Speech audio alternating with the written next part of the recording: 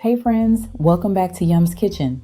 Today we're making a raw, spiced apple and date pie. A delicious treat that comes together with no oven required. Just a handful of simple ingredients: crisp apples, warm spices, and natural sweetness. Everything you need to let the flavors speak for themselves. We'll start by making a simple raw crust.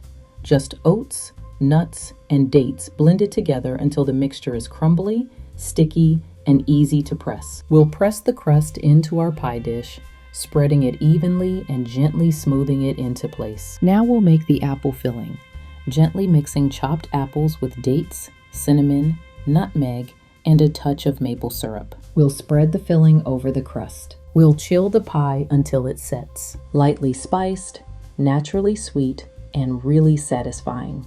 This one's a keeper. For the full recipe, check out the pinned comment below. Thanks for watching, and I'll see you next time.